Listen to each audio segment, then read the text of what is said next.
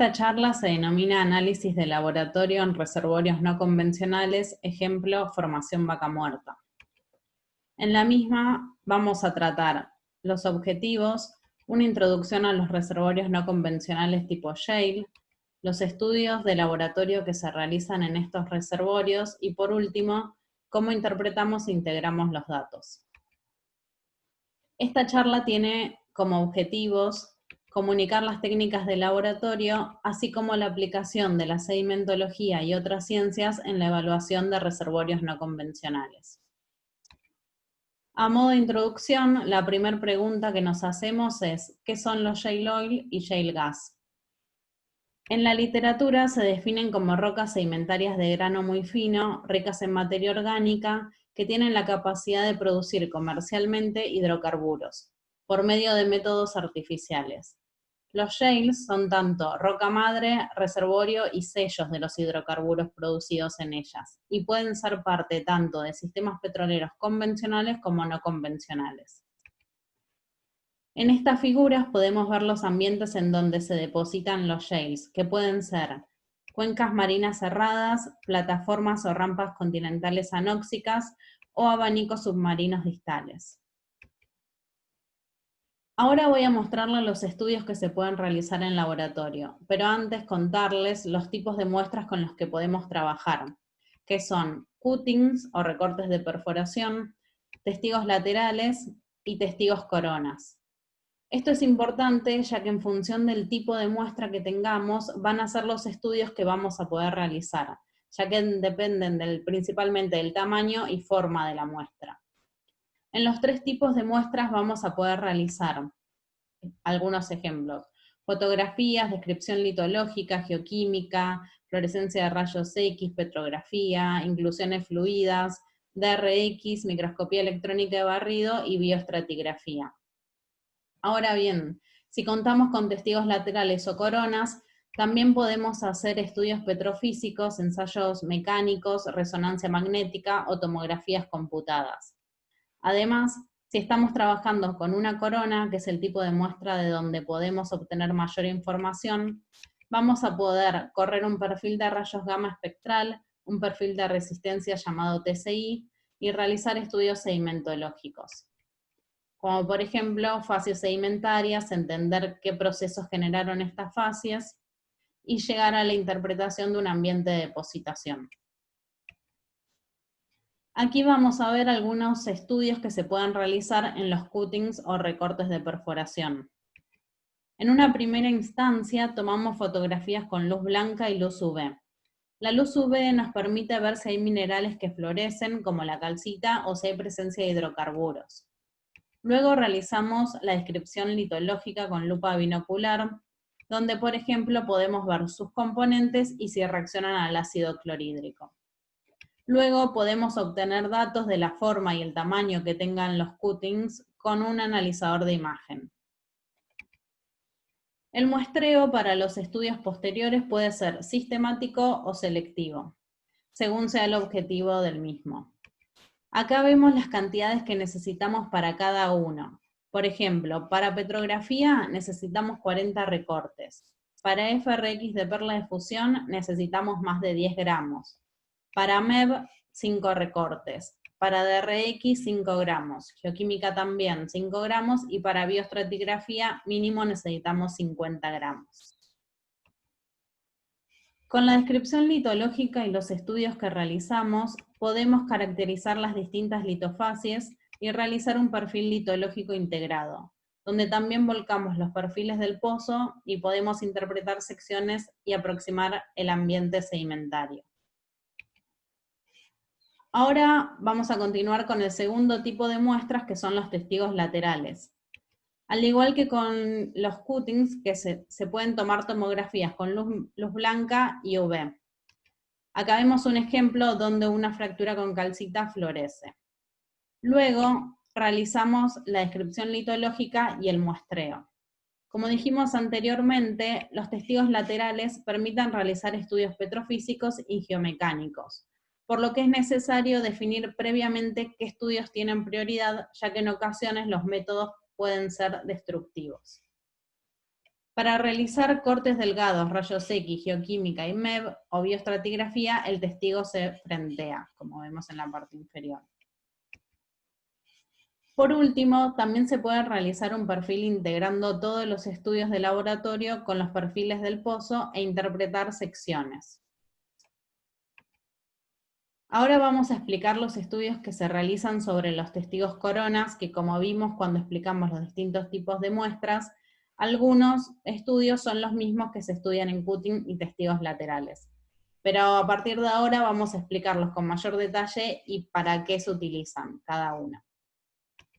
En esta diapositiva vemos la secuencia operativa que se realizan en los testigos corona. Cada uno de estos puntos serán ejemplificados en las próximas diapositivas. Aquí vemos resaltados los estudios que únicamente puedan realizarse en este tipo de muestras. Tenemos la tomografía computada 3D, que si bien es cierto que se pueden realizar en testigos laterales, en las coronas pueden brindarnos muchísima información. El manejo de orientación de las coronas, el perfil de rayos gamma y la puesta en profundidad. Podemos tomar fotos rotadas para estudiar las fracturas. Algo muy importante es que se puede realizar el perfil de resistencia o TSI, que es clave en los reservorios tipo Yale, el feteo de la corona, fotografías de alta resolución, descripción sedimentológica de detalle, caracterización de fracturas, y también son muy importantes los estudios petrofísicos y geomecánicos. Por último, integramos e interpretamos los datos en conjunto. Los estudios se inician con la tomografía computada 3D. Este método es no destructivo, es independiente del tipo de preservación que presenta el material y es de alta precisión, ya que se toman lecturas cada medio milímetro. Nos permiten ver el estado de preservación de la roca dentro de los tubos, así como la presencia de heterogeneidades y discontinuidades. Por ejemplo, aquí vemos niveles bioturbados, capas piroclásticas y concreciones con un gran detalle. En esta diapositiva podemos ver que a través del estudio de la tomografía computada se pueden realizar cortes longitudinales y la aplicación de filtros que nos permitan resaltar con distintas coloraciones variaciones en la densidad de la roca. Asimismo, podemos obtener una imagen desplegada de la cara externa de la corona, que es la contraparte de la imagen de pozo. Por último, podemos reconstruir una curva de densidad aparente denominada curva Hounsfield, que es comparable con la curva de densidad de pozo. Además, la tomografía computada 3D nos permite realizar un modelado digital de la roca, como podemos ver en el siguiente video.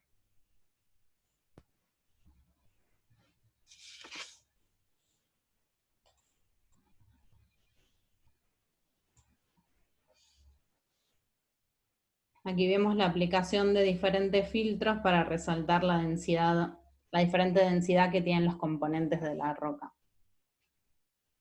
En estos filtros con diferentes colores azules, los más claros son los que tienen mayor densidad.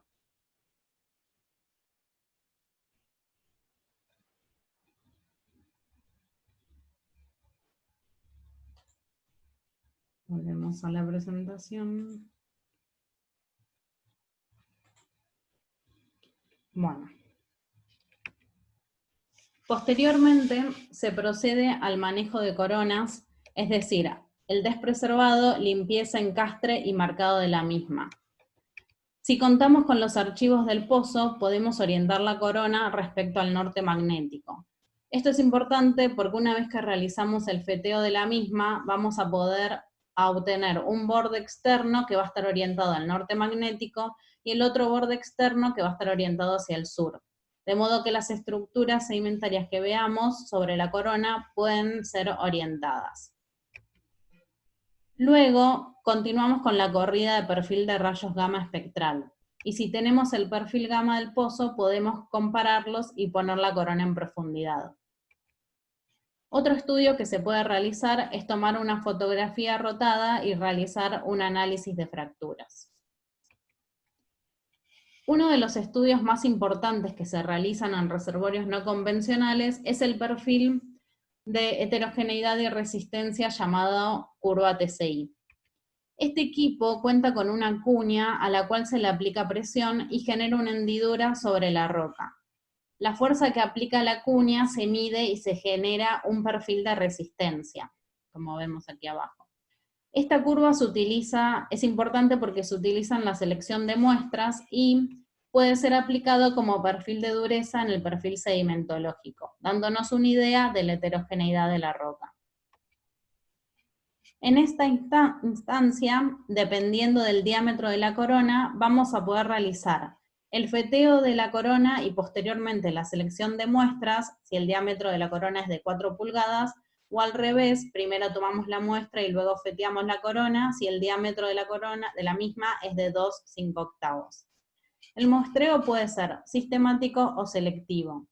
Si es selectivo, está basado en electrofacies, en perfiles de densidad aparente, la curva Hounsfield que obtuvimos con la tomografía computada, la curva TCI que vimos anteriormente, perfil gamma ray y la observación de rasgos mesoscópicos. Las muestras que se toman son para ensayos de geomecánica. Pueden tomarse del 2/3 o a pleno diámetro. Y del 2/3 se van a tomar muestras de 5 a 8 centímetros, donde la base va a ser utilizada para ensayos de petrofísica, como vemos a la derecha, y la lámina por encima para la toma de muestras de corte delgado, DRX, FRX, geoquímica, COT, MEV y bioestratigrafía, entre otros. Posteriormente, al feteado, se realiza la fotografía de alta resolución de luz blanca y luz ultravioleta. Las fotos se presentan como tira de fotos con la profundidad, como está a la izquierda, o como mosaicos. Luego, realizamos la descripción sedimentológica de la roca, donde vamos a describir bajo lupa binocular la litología, la presencia de fauna, distintos componentes y la estructura sedimentaria. Para ello también vamos a utilizar las curvas de TCI, de gamma ray y de Hounsfield, y las fotografías y la tomografía computada para poder observar variaciones en la composición de la roca, que muchas veces, como son de grano muy fino, es difícil determinar, tanto a ojo desnudo como bajo lupa binocular. Una vez que tenemos la descripción sedimentológica del perfil, vamos a aplicar un esquema de facies que se adecúa al intervalo estudiado. Este es un ejemplo de facies para la formación vaca muerta, donde podemos observar facies que van desde fangolitas con una nula reacción calcárea, fangolitas con leve reacción, fangolitas calcáreas, presencia de rocas carbonáticas, por ejemplo microbialita, presencia de rocas piroclásticas como tobas calcitizadas y argilizadas, y facies diagenéticas, en este caso una concreción. Con la corona feteada también podemos realizar la medición de la fluorescencia de rayos X. Esta es una técnica manual, es no destructiva, es económica y tiene una gran velocidad de medición, por la cual se genera un gran volumen de datos.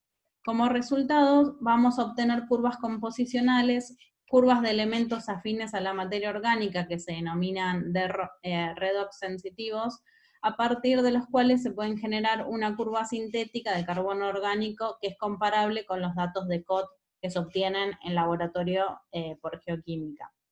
Y también si tenemos varios pozos podemos realizar la correlación entre ellos.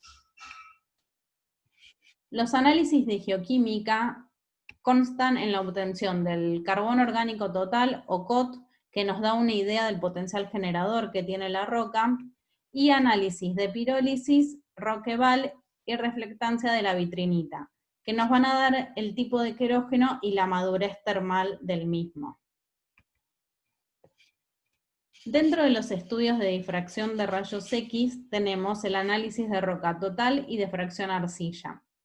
La composición mineralógica es muy importante en estos reservorios, ya que se relacionan con el comportamiento mecánico de la roca, y por lo tanto con el diseño de los programas de fractura.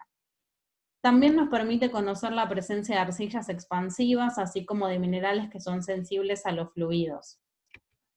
En este caso, estamos viendo un diagrama ternario donde tenemos en los vértices arcillas, carbonatos, cuarzo y feldespatos, y las muestras se encuentran divididas por fases sedimentarias ploteadas en el triángulo, con los círculos rojos y los rombos, y el triángulo. Dentro de los estudios petrográficos tenemos el análisis de la microestructura, composición y diagénesis. Para los distintos tipos de rocas se utilizan distintas clasificaciones. Para las rocas silicoclásticas y mixtas utilizamos la clasificación de Dott y Folk modificada, donde vamos a clasificar a las fangolitas en función de los componentes que observamos visualmente y su composición por rayos X. Y la composición de la matriz la vamos a aproximar a través de por DRX del contenido de arcillas, calcita y sílice, y por espectrometría de rayos X, a través del uso del microscopio electrónico de barrido. Por ejemplo, en las microfotografías que se ven abajo tenemos una fangolita fosilífera, una fangolita limosa orgánica y una fangolita microbial o microbialita. Para las rocas carbonáticas utilizamos la clasificación de Dunham, como es el caso de la fotografía 4, que corresponde a un Wheatstone radiolarítico. Y para las rocas piroclásticas usamos la clasificación de Hughes modificado, donde tenemos en tobas ricas en material vítreo, tobas ricas en cristaloclastos o tobas ricas en litoclastos, que todas ellas son común verlas calcitizadas o argilizadas. En la última foto vemos un ejemplo de una toba vítrea calcitizada. Otros de los estudios que se realizan en los reservorios no convencionales son los estudios de microscopía electrónica de barrido, los cuales, como dijimos anteriormente, nos da la composición de la matriz a través de la observación de la superficie de la muestra y a través de la espectrometría de dispersión de rayos X, que nos dice la composición elemental.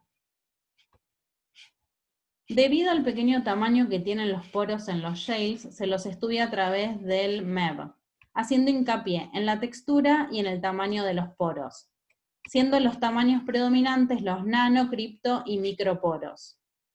Y dentro de las texturas se pueden definir poros interpartícula, poros intrapartícula y poros en materia orgánica. Aquí vemos un ejemplo de porosidad interpartícula y porosidad en materia orgánica. Bueno, aquí lo que vemos es un ejemplo de un histograma donde se volcaron diferentes tamaños medidos según el tipo de textura poral. Vemos el rango de tamaños va desde nanoporos, cripto y microporos, que como dijimos son los predominantes en los shales. Se puede decir, mirando este histograma, que en esta muestra los poros interpartícula de tamaño criptoporo son los dominantes, que son las barras celestes. Los poros intrapartículas en naranja son escasos, mientras que los poros en materia orgánica en verde son los que tienen mayor tamaño, de criptoporos a microporos.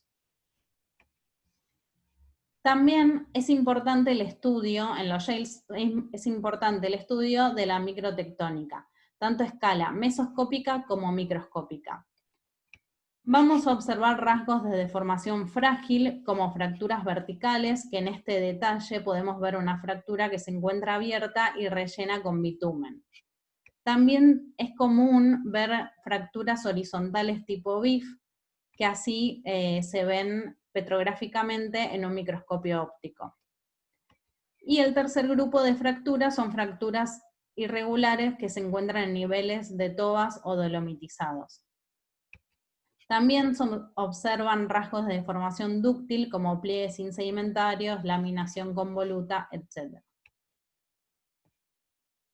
Otra de las características importantes que hay que estudiar son las discontinuidades o heterogeneidades verticales que presentan los reservorios no convencionales, ya que van a influenciar en el diseño de las fracturas hidráulicas para la producción de hidrocarburo.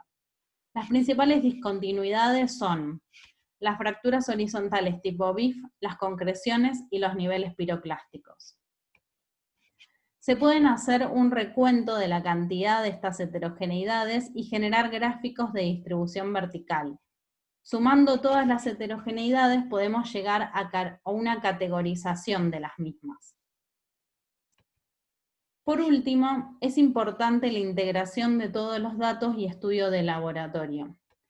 A las facies sedimentarias se le adjudican qué procesos sedimentarios le dan origen y a través de la asociación de facies podemos llegar a la interpretación paleoambiental. Esto, junto con los principales estudios y resultados, se presentan en un perfil reducido, por ejemplo, a escala 1:200.